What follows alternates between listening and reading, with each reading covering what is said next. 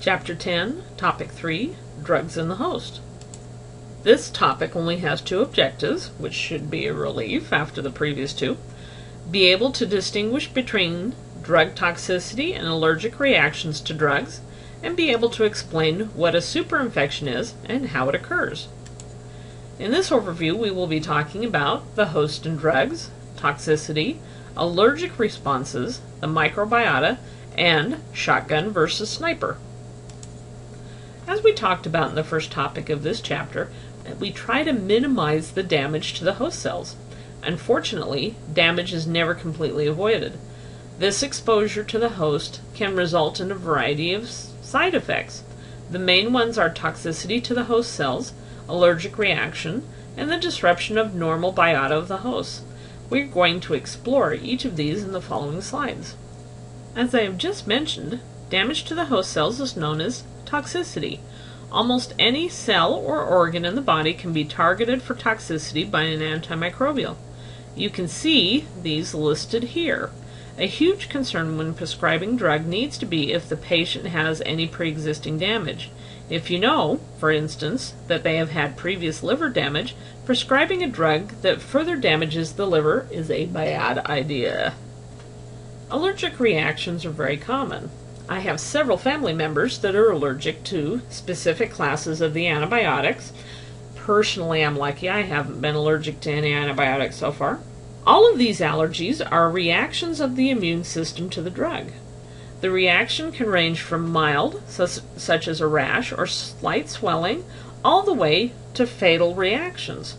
It is very important that patients are monitored for reaction to these drugs. The first time the drug is administered can sensitize the person to the drug. This may result in very mild symptoms to no noticeable symptoms. Every additional exposure can elevate the reaction to the drug. If this isn't caught, it can lead to a fatal reaction.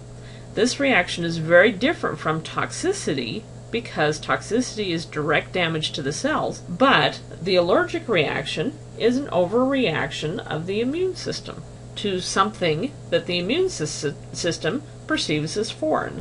Now let's talk about the loss of your microbiota and how this can lead to a superinfection. As we have mentioned many times in this chapter, antimicrobials will kill the normal microbiota.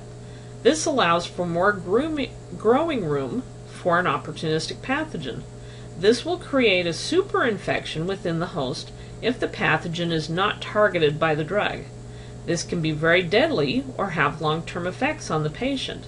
That is why it is important for the treating professional to make a smart decision about which drugs to administer, as the wrong one could only make it worse. As we finalize this chapter, here are some final thoughts for you on antimicrobials.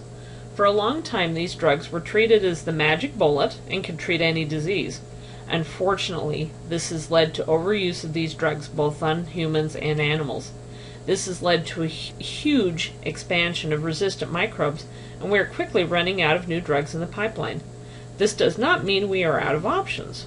We are learning a lot about how to preserve our microbiota and also how to help it recolonize if wiped out. One example of this is the use of fecal transplants in C. difficile patients.